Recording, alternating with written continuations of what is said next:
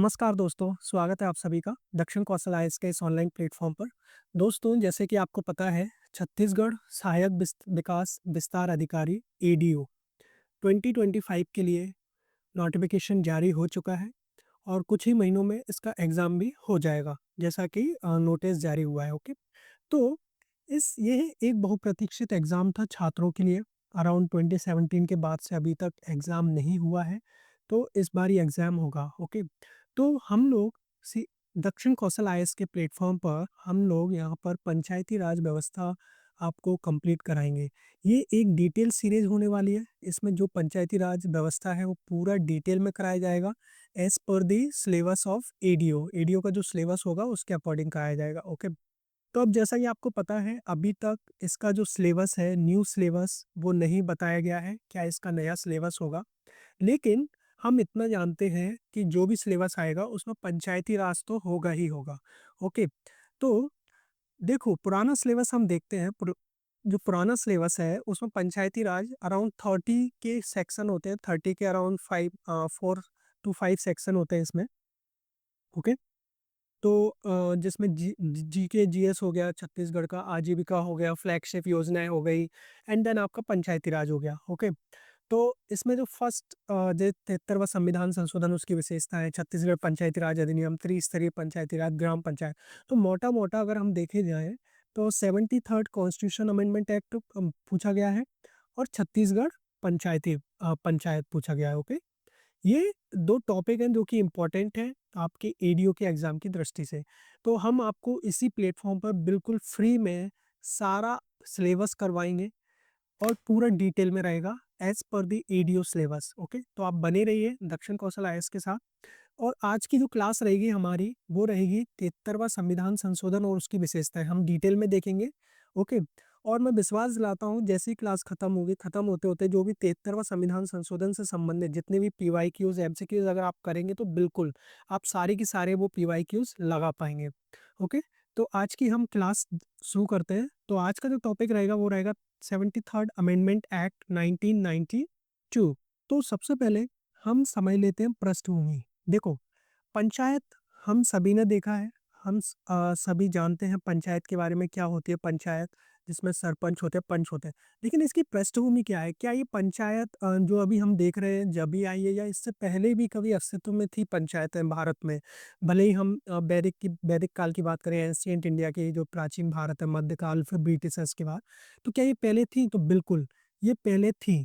जब आप प्राचीन भारत पढ़ते होगे, प्राचीन भारत में आप वैदिक युग पढ़ते होगे, राइट? वैदिक युग, जब आप वैदिक युग पढ़ते हो तो वैदिक युग में आपने देखा होगा 3 तरह की समिति थी। विदत, जो कि सब बड़ी थी, देन सभा, एंड देन समिति। देखो, ये अलग अलग समितियां थी जिनमें जनसभा भी थी, लोग भी भाग लेते थे। जैसे समिति, विदत, सभा, ठीक है। तो ये अलग अलग समितियां थी, कुछ विधानसभा की तरह काम करती थी, कुछ में जो आम लोग थे वो भी इसमें भाग लिया करते थे। ओके, और इनकी खासियत क्या थी? इनमें महिलाओं की भी भागीदारी होती थी, महिलाएं भी भाग लेती थी समितियों में। ओके, महिलाओं की भी भागीदारी थी। तो वैदिक युग के बाद जब हम बात करते हैं, वैदिक युग समाप्त हुआ, उसके बाद जब हम मौर्य की बात करते हैं, मौर्य युग में जब आप कौटिल्य का अर्थशास्त्र पढ़ोगे तो वहाँ भी पंचायत की बात बोली गई है। अब देखो, वहाँ पर जो जो प्राचीन काल में पंचायत है, पंचायत जो वर्ड है, जो पंचायत वर्ड है, शब्द है, वो संस्कृत के किससे आया है? पंचायतन से आया है। पंचायतन, ठीक है, 5 लोगों का समूह। अब 5 लोगों में उस टाइम पर एक जो इंसान रहता था वो आध्यात्मिक बैकग्राउंड से आता था, वो एक आध्यात्मिक पर्सन होता था। लेकिन धीरे धीरे ये जो आध्यात्मिक पर्सन है, इसकी जो महत्ता है वो कम हो गई, ठीक है। और सिर्फ 5 लोग ही इसमें जो भी न्याय विकास वगैरह करना, लोगों का विवाद निपटाना, जो भी परेशानियां स्थानीय प्रशासन होता था, वो ये लोग मिलके करते थे। 5 लोगों को चुना जाता था। ओके, तो ऐसा होता था, कोई भी वृद्ध है या फिर कोई भी जैसे कोई भी ज्ञानी लोग हैं, तो उनको बना दिया जाता था, उनको चुना जाता था। और यहाँ पर तो वैदिक काल में क्या होता था कि राजा को चुन लिया जाता था, लोग अपने ही उसमें से एक राजा को चुन लेते थे, तो वो जो जो भी प्रशासन रहता था उनकी सुरक्षा करता था, ठीक है। उसके बाद जब हम आते हैं मध्यकाल में, मध्यकाल आता है, मध्यकाल में सल्तनत काल आता है। मध्यकाल में क्या होता है? मध्यकाल में देखो, अलग अलग तरीके से चलाई गई पंचायतें, स्थानीय शासन अलग अलग तरीके से चलाया गया। लेकिन मध्यकाल में जैसे कि आप कुछ वर्ड पढ़ेंगे, मुकद्दम जो होता था, मुकद्दम वो प्रशासन देखता था, स्थानीय प्रशासन देखता था। ठीक है। फिर इसके बाद जो पटवारी है, पटवारी आज भी आप देखते हैं, तो पटवारी उसी टाइम से स्टार्ट हुआ। पटवारी का जो वो है, पटवारी क्या करता था, वो राजस्व कलेक्ट करता था, राजस्व इकट्ठा करता था। ठीक है। राजस्व इकट्ठा करने का काम करता था। वहीं फिर चौधरी, चौधरी भी एक पोस्ट होती थी। चौधरी क्या करते थे, विवाद को निपटाते थे, विवाद का निपटारा करते थे। तो इस तरह से ये पंचायतें चल रही थी। ठीक है। लेकिन क्या हुआ मध्यकाल में, मध्यकाल के बीच में आपने देखा होगा सामंतवादी व्यवस्था स्टार्ट हो गई थी, जिसमें जातिवाद वगैरह, जातिवाद व्यवस्था भी आ गई थी, सामंतवादी जातिवाद वगैरह। तो इसके रिगार्डिंग जो पंचायत है वो कमजोर हो गई और उसने अपनी स्वायत्ता भी खो दी, पंचायतें कमजोर होना स्टार्ट हो गई यहाँ से। ठीक है। फिर भी चल रही थी कहीं कहीं पंचायतें। लेकिन उसके बाद आता है ब्रिटिशर्स। ब्रिटिशर्स आते हैं। आपको पता होगा जब ब्रिटिशर्स आए तो क्या हुआ। जब ब्रिटिशर्स आए तो उन्होंने अपने कानून बनाए। ठीक है। उनके खुद के कानून थे, अलग अलग कानून थे उनके। अब उन्होंने अपने अपने कानून बनाए, उनको संहिताबद्ध किया। तो वहां पे आपने देखा होगा कोर्ट वगैरह उन्होंने खोले थे, न्यायालयों की स्थापना की थी, हाई कोर्ट जैसे, सुप्रीम कोर्ट जैसे न्यायालय उन्होंने बनाए थे। तो उससे क्या हो गई, इसकी महत्ता कमजोर हो गई। ओके। इसकी महत्ता कमजोर हो गई, पंचायत खत्म हो गई वहां पर, स्थानीय स्वशासन खत्म हो गया। ठीक है। लेकिन क्या होता है 1857 में, जब आपने पढ़ा होगा वॉर होता है, तो उसके बाद क्राउन का शासन आता है। ठीक है। क्राउन का, जो वहाँ की प्रिंसेस है, जो वहाँ की महारानी है, महारानी विक्टोरिया आती है। ठीक है। अब दिक्कत क्या थी, वहां पर बहुत सारा लोड पड़ रहा था राजस्व पे। तो उन्होंने क्या किया, विकेंद्रीकरण करते हैं। उन्होंने कहा जो प्रशासन है उनका विकेंद्रीकरण करते हैं। और 1857 के बाद विकेंद्रीकरण स्टार्ट हो गया था। ओके। प्रशासन का विकेंद्रीकरण स्टार्ट हो गया था। तो इसी के एवज में एक संकल्प पत्र लेके आते हैं। 1870 की बात है। 1870 में लॉर्ड मायो होते हैं, जो कि गवर्नर जनरल होते हैं उस टाइम पे। लॉर्ड मायो एक संकल्प पत्र लेके आते हैं विकेंद्रीकरण के लिए। ठीक है। एक संकल्प पत्र। अब इस संकल्प पत्र में क्या होता है, संकल्प पत्र में बोला जाता है कि लोगों को स्थानीय स्वशासन, यानी कुछ ऐसे सब्जेक्ट उनको दे दिए जाएंगे जो कि अपने लेवल पर वो खुद ही उनका निपटारा कर पाए। ओके। लेकिन इससे कुछ बात आगे बनती नहीं है। फिर उसके बाद 1882 में आते हैं लॉर्ड रिपन। लॉर्ड रिपन का नाम आपने सुना होगा। लॉर्ड रिपन को भारत में स्थानीय स्वशासन का जनक भी बोला जाता है। ओके। स्थानीय स्वशासन का जनक बोला जाता है। अब क्यों बोला जाता है, क्योंकि इन्होंने क्या किया था, ये भी एक संकल्प पत्र लेके आए थे। ओके। तो इन्होंने स्थानीय स्वशासन में मैंडेट कर दिया 2/3, जो भी नॉन ऑफिशियल या फिर गैर अधिकारी, ठीक है, जो गैर अधिकारी सदस्य हैं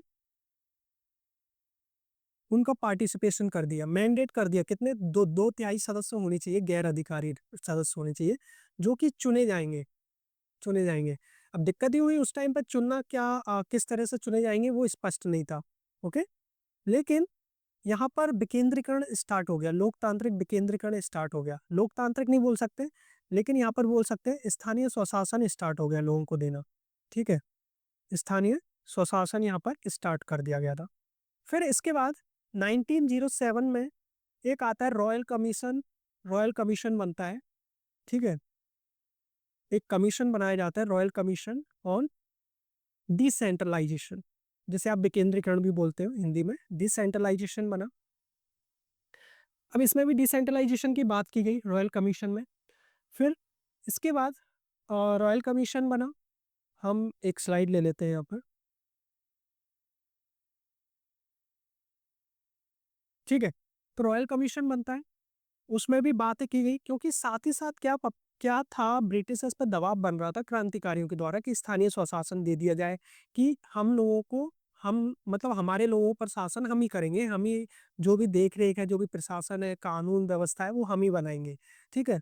तो क्या हुआ, क्या होता है 1919 में स्थानीय स्वशासन दे दिया गया। 1919 में एक एक्ट आता है जिसे आपने देखा होगा, मॉन्टेग्यू चेम्सफोर्ड सुधार बोला गया, जिसे क्या बोला गया, मॉन्टेग्यू चेम्सफोर्ड सुधार बोला गया। ओके, अब इसमें क्या होता है, इसमें देखो 2 विषय बनाए गए। एक थे आरक्षित विषय जो कि रिजर्व रखे गए थे, किनके लिए? ऑफिशियल्स के लिए, जो भी अधिकारी थे उनके द्वारा इन पर शासन किया जाता था। और दूसरे जो सब्जेक्ट थे वो थे हस्तांतरित यानी ट्रांसफर। ट्रांसफर जो थे वो गैर अधिकारी जो कि चुने जाते थे, गैर अधिकारी जो कि नेता लोग हैं आज के, वो चुने जाते थे। गैर अधिकारी किनके द्वारा चुने जाते थे? वो लोगों के द्वारा चुने जाते थे। अब इनको स्थानीय स्वशासन दे दिया गया। इनको क्या दिया गया? स्थानीय स्वशासन। अब स्थानीय स्वशासन में कुछ विषय दे दिए गए इनको, जहाँ पर ये अपने लेवल पर ही वहाँ का शासन करते थे। ठीक है, तो इनमें कौन-कौन से विषय इनको दिए गए? जैसे कि स्वास्थ्य दे दिया गया, ओके, एंड शिक्षा दे दिया गया। और अपने लेवल पे कुछ छोटे-मोटे जो कर है वो एकत्रित करना, फिर कुछ कानून व्यवस्था भी सुधारना अपने लेवल पे। तो और सफाई व्यवस्था, साफ-सफाई, ओके, सैनिटेशन, तो ये सारी चीज़ें इनको दे दी गई। ओके। तो ये 1919 में ये कर दिया गया और 1919 में स्थानीय स्वशासन लोगों के हाथ में आ गया। स्थानीय स्वशासन फिर से पूरी तरह से जीवित कर दिया गया। ओके। लेकिन दिक्कत ये थी यहाँ पे भी जीवित नहीं था पूरी तरह से। यहाँ पर भी क्या स्वास्थ्य, शिक्षा, कर दे तो दिए गए थे लेकिन फिर भी हस्तक्षेप अस्तित्व वहाँ पर हस्तक्षेप था। किनका था? गवर्नर जनरल का। ओके। जैसे आप वायसराय बोल सकते हो, उस टाइम पे वायसराय आ गया था। ठीक है, तो वायसराय का वहाँ पर भी हस्तक्षेप था। तो इस तरह से ये पूरी गतिविधि थी, पृष्ठभूमि थी। ओके। फिर इसके बाद इसके बाद हमें आज़ादी मिलती है। आज़ादी के बाद क्या किया जाता है? बहुत सारे प्रोग्राम लाए जाते हैं, कार्यक्रम लाए जाते हैं ताकि जो ग्रामीण शासन है उसको बनाया जा सके। ओके, तो ये है। तो आज़ादी के बाद बहुत सारी समितियाँ बनाई जाती हैं, पंचायत को देखने के लिए, जो स्थानीय स्वशासन है उसको सुधारने के लिए, उनको विकसित करने के लिए, क्योंकि गाँव बहुत पिछड़े हुए थे हमारे। ओके, तो नेहरू जी बनते हैं प्रधानमंत्री जैसा कि आपको पता है। तो 1952 में वो एक प्रोग्राम लाते हैं गांधी जयंती के अवसर पर 2 अक्टूबर। उससे पहले हम एक चीज़ देख लेते हैं। देखो, संविधान बनता है हमारा 1950 में संविधान लागू हो जाता है। ठीक है? अब क्या था, जो पंचायत से रिलेटेड जो भी आर्टिकल थे ना, वो गांधी जी क्या चाहते थे? गांधी जी बोलते थे स्थानीय स्वशासन यानी गाँव से विकास हो हमारा। जो विकास हो वो गाँव से हो, ये नहीं कि शहरों से विकास आते-आते गाँव तक आए। ये नहीं होना चाहिए, नीचे से विकास आना चाहिए। तो 1950 में हमारा संविधान लागू हुआ, तो संविधान में 2 आर्टिकल जो कि बहुत इम्पोर्टेंट थे, जिन्होंने स्थानीय स्वशासन और गाँव पंचायत, जो भी पंचायत है उनकी बात की थी। ओके? तो पहला आर्टिकल आता है आर्टिकल 40। आर्टिकल 40 में ग्राम पंचायतों के गठन की बात की गई। उसके बाद आता है आर्टिकल 246। आर्टिकल 246 क्या है? ये राज्य सूची से संबंधित है। राज्य सूची, केंद्र सूची, ठीक है? तो ये आर्टिकल 246, आर्टिकल 246 में राज्य सूची में स्थानीय स्वशासन दे दिया गया। तो स्थानीय स्वशासन किसका विषय बना दिया गया? स्थानीय स्वशासन जो था वो विषय बना दिया गया राज्य का। ओके? तो राज्य अपनी तरह से जो भी स्थानीय स्वशासन है वो देख सकता है। ओके? अब उसके बाद गाँव बहुत पिछड़े थे।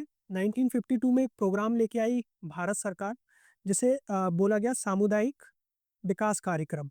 ओके? जो कि आपको पता हो, कम्युनिटी डेवलपमेंट प्रोग्राम लेके आई थी, सामुदायिक विकास कार्यक्रम। ओके? अब ये सामुदायिक विकास कार्यक्रम जो लाया गया था वो गांधी जयंती के अवसर पर लाया गया था। कब? 2 अक्टूबर 1952 में। ओके?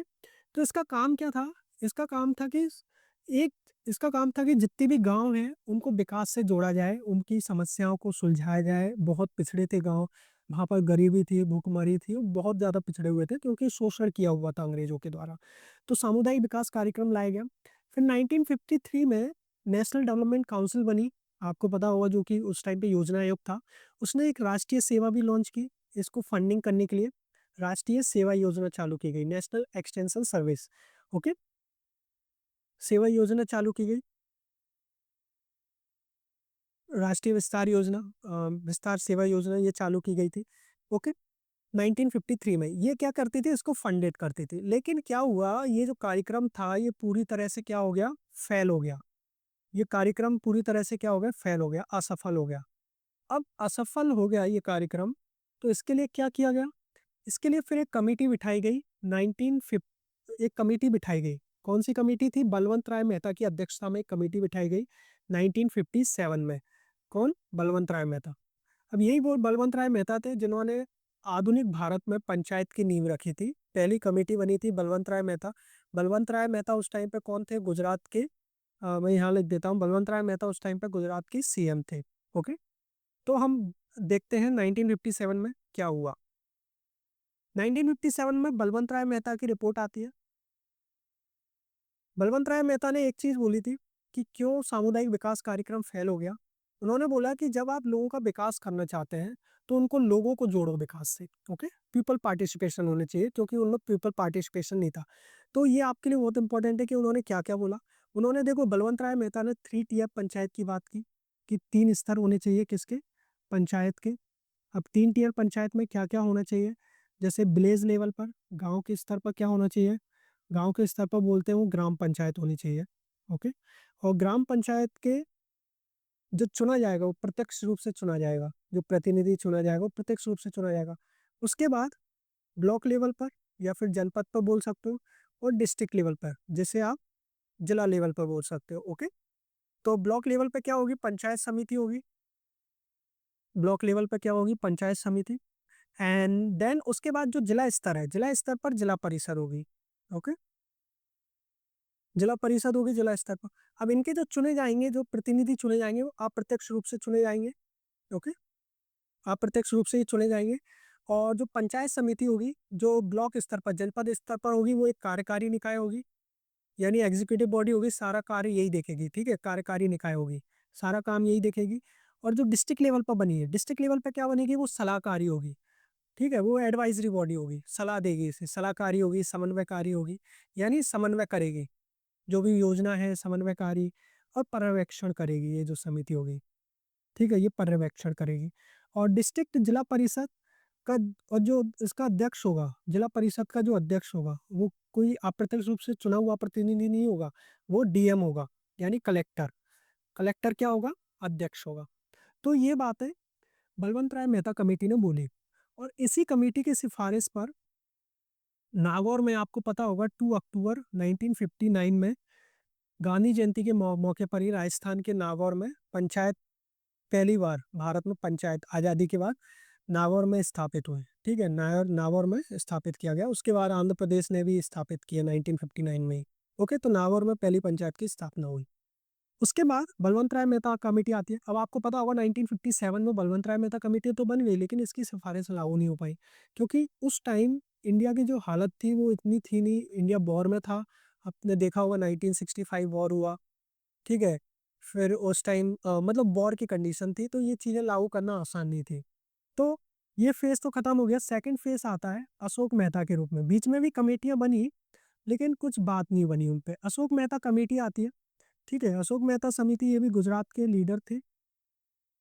1977 का दौर आता है, अशोक मेहता समिति आती है। ठीक है, अब अशोक मेहता समिति क्या बोलती है? 2 टियर की बात करती है। ये देखो, ये क्वेश्चन पूछा जाता है कि किसने 2 टियर की बात की? 2 स्तर की कमेटी बात करती है, 2 स्तर पर होनी चाहिए पंचायत।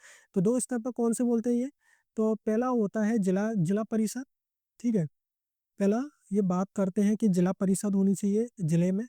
ओके, प्लस दूसरा कौन सी है? मंडल पंचायत। अब मंडल पंचायत क्या होगी? मंडल पंचायत कम से कम जो 15 से 20 हजार, 15 से 20 हजार जो गांव होंगे, उनका समूह होगा मंडल पंचायत। ओके, उनका समूह होगा। और जिला परिषद पूरी कार्यकारी निकाय होगी, जो भी काम एग्जीक्यूटिव बॉडी, जो भी प्लानिंग वगैरह करना, वो कार्यकारी निकाय जिला परिषद करेगी। ओके, योजना वगैरह बनाने के लिए जिम्मेदार कौन होगी? वो जिला परिषद होगी। और मंडल पंचायत, तो दो दो टियर गवर्नमेंट की बात करते हैं वहां पर। फिर उन्होंने बोला कि कराधान की शक्ति भी होनी चाहिए इनके पास, ताकि ये फाइनेंस, मतलब वित्त रूप से स्वतंत्र हो पाए। कराधान की शक्ति होनी चाहिए इनके पास। और इन्होंने एक और बात की थी न्याय पंचायत की। न्याय पंचायत क्या होती है? कि जो जो ग्रामीण लोग हैं, ठीक है, जो ग्रामीण लोग हैं, उनका बंटवा, उनका जो विवाद है वो आपस में ही सॉल्व कर सके अपने लेवल पर, अपने स्तर पर। तो न्याय पंचायत की बात की इन्होंने।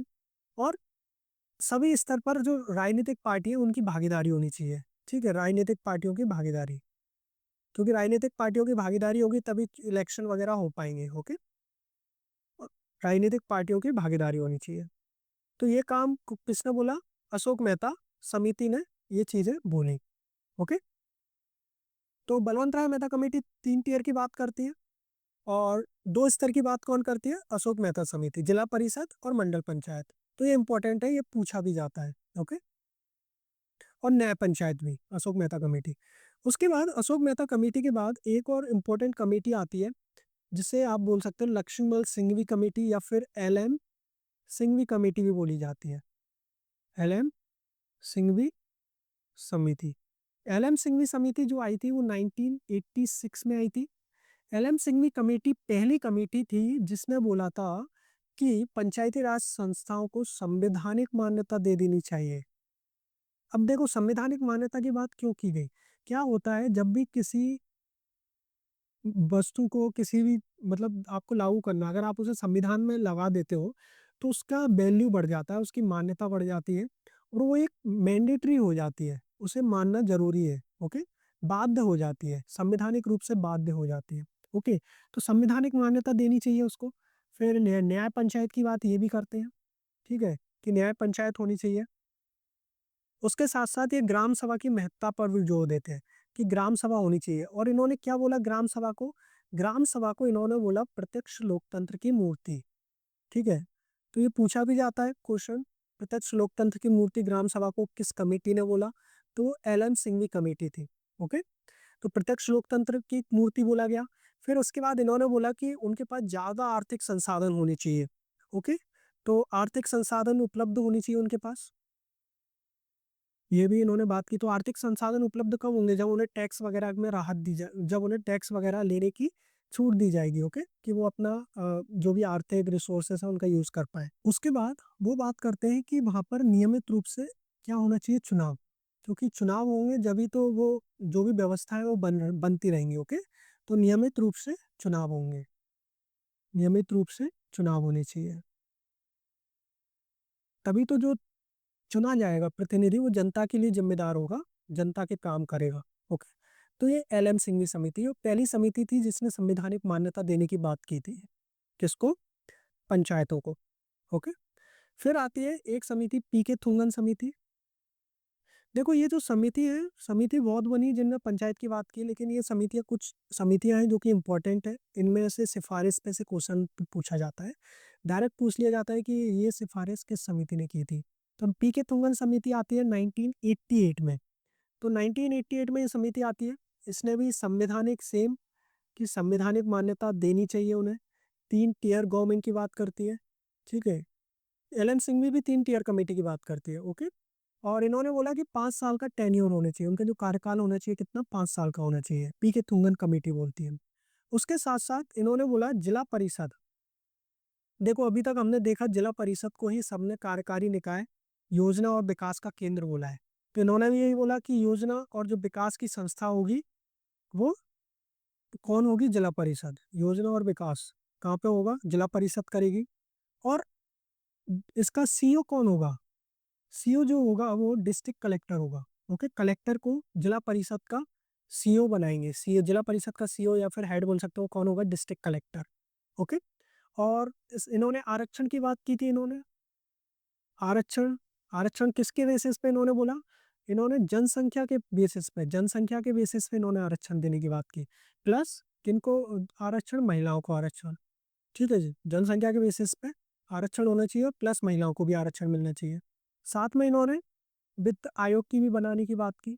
वित्त आयोग किसके लिए? राज्य, राज्य के वित्त आयोग की बात की। ओके, तो ये पी के थुंगन कमेटी ने ये बोला।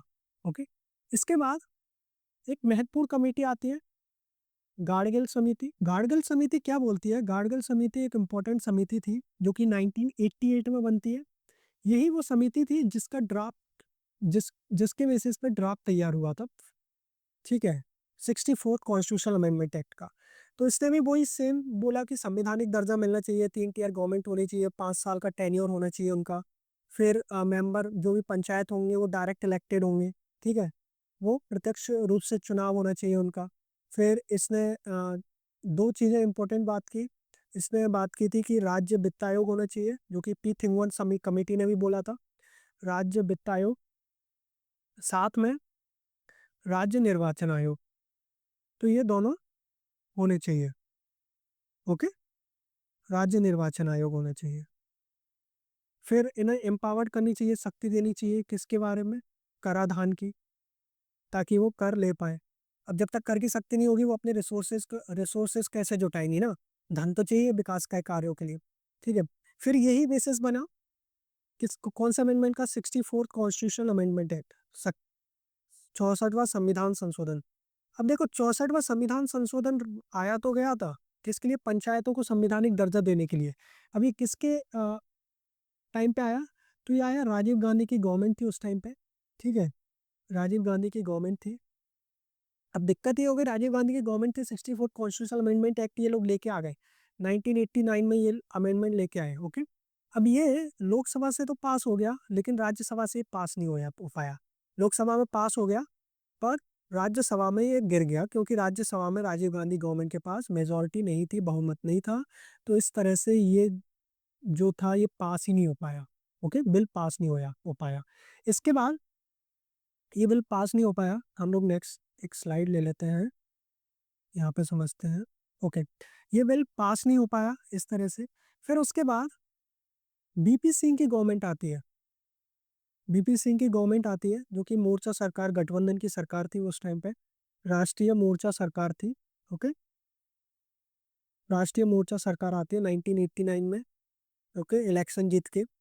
तो ये क्या करते हैं, 1919 में लोकसभा में बिल पेश करते हैं, लोकसभा में बिल लेके आते हैं, या फिर एक अध्यादेश लेके आते हैं, सॉरी विधेयक लेके आते हैं लोकसभा में पंचायत के लिए। लेकिन क्या होता है, वो लोकसभा में पेश हो उससे पहले इनकी सरकार गिर जाती है। तो इस बार भी जो विधेयक है वो पास नहीं हो पाता। उसके बाद आती है 1990s में पीवी नरसिम्हा राव की गवर्नमेंट, और वो 1991 में पीवी नरसिम्हा राव की गवर्नमेंट आती है। 1991 में क्या करती है, 1991 में आती है। ठीक है, पीवी नरसिम्हा, कांग्रेस की गवर्नमेंट थी ये भी, पीवी नरसिम्हा सरकार आती है, वो ये बिल को पास करती है। ओके, और लोकसभा में ये बिल पास होता है। ये इंपॉर्टेंट डेट्स है, याद रखना, पूछी जा सकती है एग्जाम में सीधे। लोकसभा में ये बिल पास होता है 22 दिसंबर 1992, एंड राज्यसभा में ये बिल पास होता है अगले ही दिन, राज्यसभा में पास हो जाता है ये बिल 23 दिसंबर 1992। Okay, next day. फिर इसके बाद जो राष्ट्रपति, अब आपको पता है किसी भी बिल को पास करने के लिए लोकसभा, राज्यसभा और फिर राष्ट्रपति जब तक उस पर हस्ताक्षर नहीं कर देते, और जो कि राज्य उसे, जो केंद्र सरकार है उसे अधिसूचित नहीं कर देती, तब तक वो बिल नहीं लागू होता है। ओके, तो राष्ट्रपति का हस्ताक्षर हुए इस बिल पर, कब हुए, ये हुए 20 अप्रैल 1993 को राष्ट्रपति के हस्ताक्षर हुए। उस टाइम पर राष्ट्रपति कौन थे ये भी पूछ सकता है, तो उस टाइम पर राष्ट्रपति थे डॉक्टर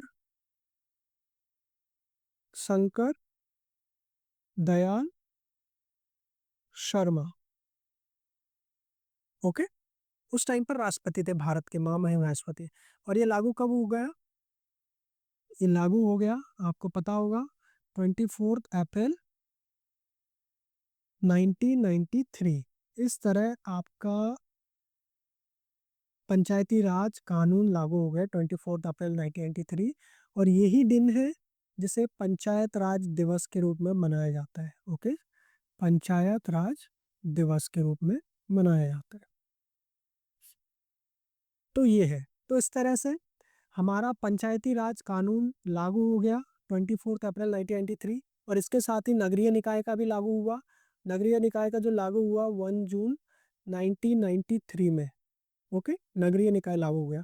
तो ये जो अमेंडमेंट था ये 74th अमेंडमेंट था कॉन्स्टिट्यूशन का, और ये जो अमेंडमेंट था ये 73rd अमेंडमेंट था। तो इस तरह से 73rd अमेंडमेंट एक्ट लागू हो गए। ओके, और संविधान में क्या क्या जोड़ा गया, 1993 अमेंडमेंट हो गया 24 अप्रैल 1993 को। ओके, और संविधान में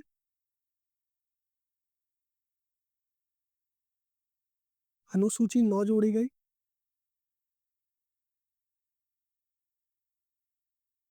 ओके, अनुसूची 9 में आर्टिकल 243 से 243 ओ तक, ये किसके लिए? ये पंचायतों के लिए है। ओके। और साथ ही साथ, सॉरी, संविधान में भाग 9 जोड़ा गया। ये संविधान में भाग 9 जोड़ा गया और अनुसूची जो थी वो 11 थी। अनुसूची 11, जिसमें कितने सब्जेक्ट है? टोटल 29 विषय हैं। ओके। तो ये संविधान में जोड़ा गया था। भाई अगर आप बात करो 9A जोड़ा गया नगरीय निकाय के लिए, जो कि आर्टिकल 243 ओ, ये पी से स्टार्ट होता है, 243 जेड जी तक जाता है। ओके। तो ये नगरीय निकायों के लिए था।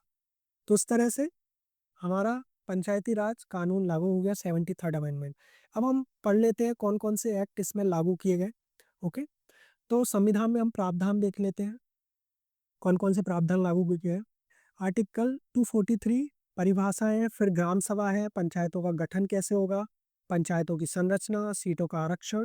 देखो उस टाइम जो सीटों का आरक्षण था वो 1/3 दिया गया था महिलाओं को, जिसमें कितना 33% महिलाओं को दिया गया था आरक्षण। लेकिन अभी कुछ स्टेट ऐसी हैं जहाँ पर 50% आरक्षण दे दिया गया, अराउंड 21 स्टेट्स ने।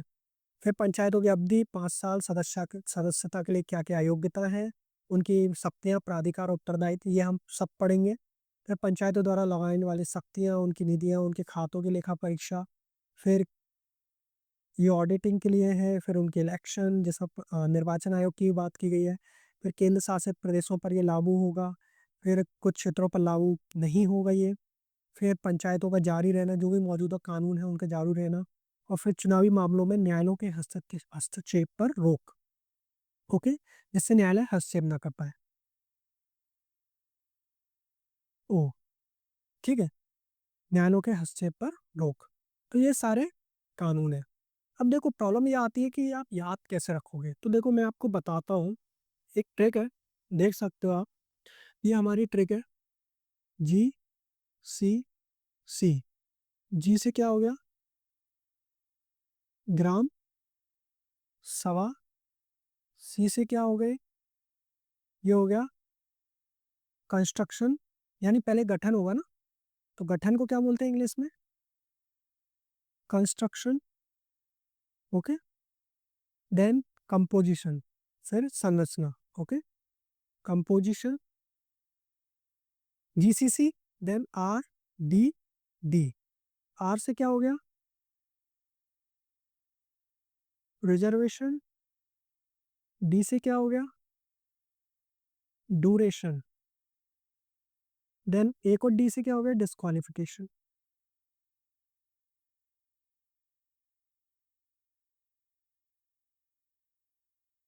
Disqualification. Okay. RDD, GCC, RDD हो गया। फिर इसके बाद आता है PTF। PTF। पी से क्या हो गया? पावर, भाई शक्ति हो गई, ठीक है, पंचायतों की। टी से क्या हो गया? टैक्सेस हो गए। एफ से क्या हो गया? फाइनेंस हो गया। तो ये वित्त आयोग की बात कर रहे हैं, ठीक है। फिर आता है AEA। टोटल 15 है, ठीक है। तो ए से क्या हो गया? ये ऑडिट हो गया। ऑडिट मतलब लेखा परीक्षा। ई से क्या हो गया? इलेक्शन हो गया, तो यहाँ पर इलेक्शन की बात आ गई, निर्वाचन आयोग। देन ए से क्या हो गया? ए से एप्लीकेबल हो गया। अब ये एप्लीकेबल कहाँ पे होगा? आप देखा होगा कि कुछ ही क्षेत्रों पर लागू होना, यानी केंद्र शासित प्रदेशों पर। तो हम यहाँ पर आ गए, केंद्र शासित प्रदेशों पर ये लागू होगा। ओके। देन एक और स्लाइड ले लेते हैं हम यहाँ पर, एप्लीकेबल।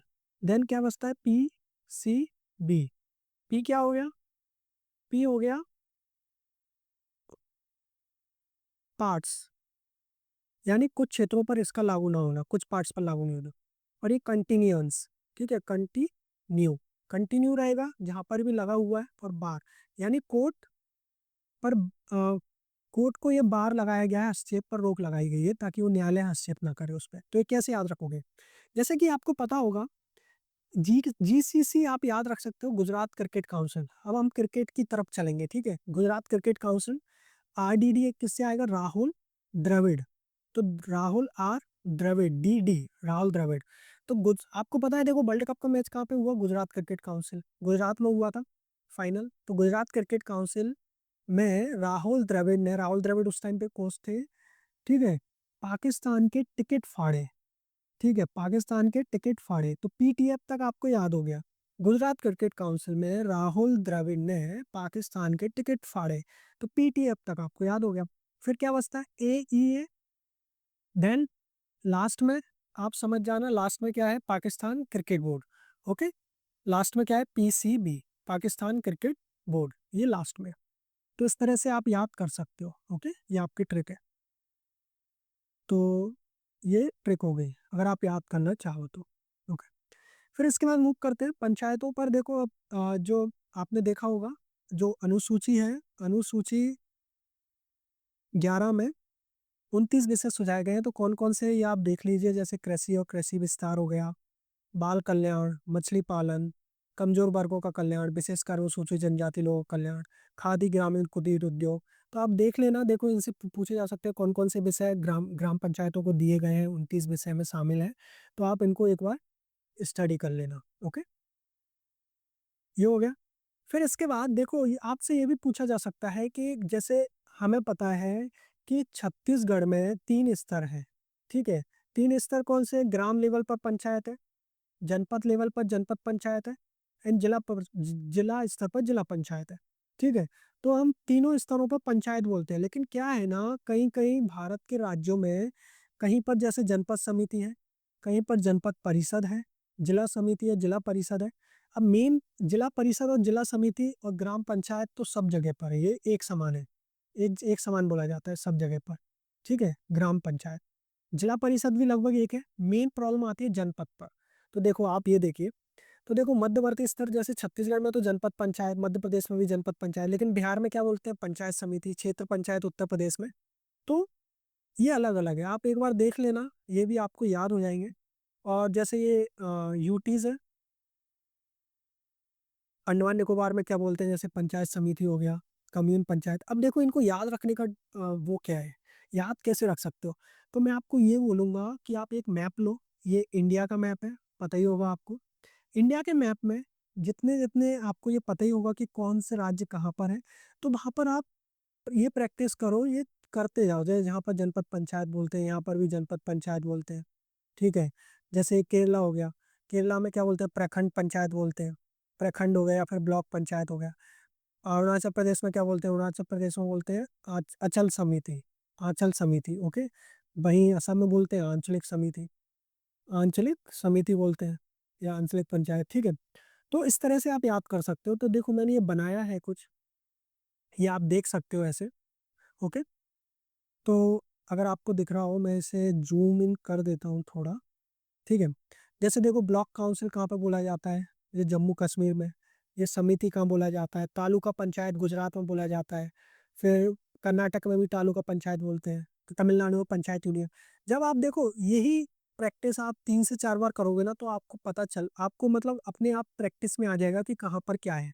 तो जब एग्जाम में पूछेगा कि जैसे अरुणाचल प्रदेश में जनपद पंचायत या फिर मध्यवर्ती स्तर पर पंचायत को क्या बोला जाता है, तो आपको समझ आ जाएगा कि उसे अंचल समिति बोला जाता है। वहीं असम में क्या बोला जाता है, असम में आंचलिक समिति बोला जाता है। ओके, तो ऐसे आप याद कर सकते हो और ये आपको याद हो जाएंगे इजीली।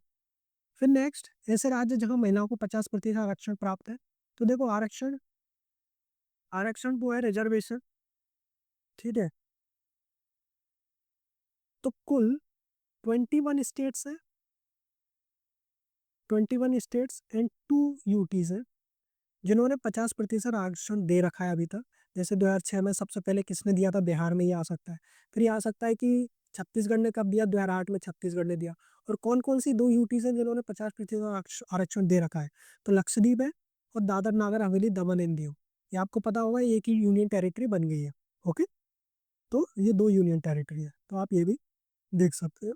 ओके, अब इसके बाद आता है कि 73वां संविधान संशोधन लागू नहीं। तो कहाँ पर लागू नहीं है 73वां संविधान संशोधन। तो देखो, पंचायती राज व्यवस्था जो है नागालैंड, मेघालय, मिजोरम को छोड़कर सभी राज्यों और दिल्ली को छोड़कर सभी केंद्र शासित प्रदेशों में मौजूद है। अब नागालैंड, मेघालय और मिजोरम में क्यों नहीं है, तो देखो नागालैंड में, मेघालय, मिजोरम में क्या है, इनकी खुद की जनजातीय परिषद है, क्योंकि वहां पर जनजातीय क्षेत्र बहुत ज्यादा है। और जनजातीय परिषदों की क्या है, खुद की संस्कृति रहती है, खुद के कानून रहते हैं, तो वो उन्हीं से उनका शासन कर पाए। उनकी संस्कृति को संरक्षित करने के लिए सरकार ने उनको छूट दी है कि वो अपनी जो जनजातीय सलाहकार परिषद है उनसे अपना शासन कर सकते हैं। तो इसलिए वहां पर नहीं है, मिजोरम को छोड़कर सभी राज्यों। और दिल्ली में क्यों नहीं है, मेन बात ये होती है। तो देखो दिल्ली में इसलिए नहीं है, 1989 तक दिल्ली में पंचायत के चुनाव होते थे, लेकिन 1989 के बाद दिल्ली में अभी तक पंचायत के चुनाव नहीं हुए हैं। वहां पर नगरीय निकाय के चुनाव हुए हैं। तो हम ये बोल सकते हैं कि दिल्ली में सिर्फ नगरीय निकाय है, पंचायत मतलब गांव नहीं है, ग्राम मतलब पंचायत जैसी कोई भी संस्था नहीं है वहां पर। तो सिर्फ वहां पर नगरीय निकाय के चुनाव होते हैं, ठीक है, एमसीडी के चुनाव होते हैं वहां पर। अभी तो खैर विधानसभा के चुनाव चल रहे हैं दिल्ली में, उनका प्रचार चल रहा है। तो एमसीडी के चुनाव होते हैं वहां पर दिल्ली में, पंचायत के चुनाव नहीं होते हैं, ठीक है। तो ये है राज्यों के। फिर आदिवासी, अब देखो राज्यों के आदिवासी और अनुसूचित क्षेत्र, जैसे मणिपुर का पहाड़ी क्षेत्र जिसके लिए एक जिला परिषद पहले से ही मौजूद है। पश्चिम बंगाल का दार्जिलिंग जिला जिसके लिए दार्जिलिंग गोरखा हिल काउंसिल मौजूद है, वहां पर भी नहीं है। फिर असम में देखो, असम में पंचायती राज लागू है, लेकिन स्वायत्त परिषदों के अंतर्गत 6 आने वाले जिले, मैंने क्या बोला, जहाँ पर जनजाति बाहुल क्षेत्र है, ठीक है, जनजातीय बाहुल क्षेत्र है वहां पर, जैसे 6 जिले कार्बी एंगलोंग, उत्तरी कछार, बक्सा, कोकराझार, चिरांग और उदलगुरी में पंचायती राज संस्थाएं मौजूद नहीं है। साथ में 5वीं अनुसूची के क्षेत्रों को संविधान के 9वीं पंचायत संबंधी आवश्यकताओं से छूट दी गई है। 5वीं अनुसूची के क्षेत्र कौन कौन से हैं? 5वीं अनुसूची के क्षेत्र ये देख लो, असम, मेघालय, त्रिपुरा, मिजोरम। तो इनको छूट दी गई है। ओके, अब इनको छूट दी गई है, इनको पता है कौन से राज्यों में छूट दी गई है? इनमें उन्हीं को दी गई है जहां पर जनजातीय बाहुल क्षेत्र है, जनजातीय बाहुल क्षेत्र है, ठीक है। और जनजातीय बाहुल क्षेत्र है जहां पर, तो उनमें ये छूट दी गई है। उसी तरह फिर 5वीं अनुसूची भारत के 10 राज्यों में जनजातीय क्षेत्रों के प्रशासन का ही प्रावधान करती है, ठीक है। तो जनजातीय बाहुल क्षेत्र भारत के 10 राज्यों में भी है, तो उनमें भी वहां पर पंचायती राज संस्था लागू नहीं होता। वहां पे क्या लागू होता है? अनुसूचित क्षेत्रों तक विस्तार अधिनियम 1996, ठीक है, जिसे आप क्या बोलते हो, पैसा एक्ट लागू होता है वहां पर। पैसा एक्ट, ये हम आगे पढ़ेंगे, पैसा एक्ट लागू होता है, ठीक है। तो कौन कौन से वो जनजातीय बाहुल क्षेत्र? भारत के 10 राज्य, जिनमें आंध्र प्रदेश है, छत्तीसगढ़ भी है, गुजरात है, हिमाचल प्रदेश, झारखंड, मध्य प्रदेश, महाराष्ट्र, उड़ीसा, राजस्थान और तेलंगाना। ओके, तो ये राज्य है जहाँ पर पूरा, जहाँ पर मतलब पंचायती राज के अलावा पैसा एक्ट लागू है, क्योंकि यहाँ पर कौन से क्षेत्र है? जनजातीय बाहुल क्षेत्र है। ओके, अनुसूचित जाति मतलब जनजातीय बाहुल ट्राइबल ग्रुप है, ठीक है। तो वो अपनी संस्कृति, अपनी जो भी विरासत है उनको संरक्षित कर पाए, इसलिए ये दिया गया है। पैसा एक्ट बनाया गया। पैसा एक्ट कौन सी समिति की सिफारिश पर बनाया गया? भूरिया समिति बनी थी 1995 में, उसकी सिफारिश पर पैसा एक्ट बनाया गया, ताकि इन क्षेत्रों का प्रशासन भी और इनमें विकास लाया जा सके। ओके, तो इस तरह से ये हुआ। अब देखो यहाँ पर हम ज्यादातर पढ़ चुके हैं क्या क्या हुआ। अब यहाँ पर एक और पॉइंट है, मैं बता देता हूँ आपको।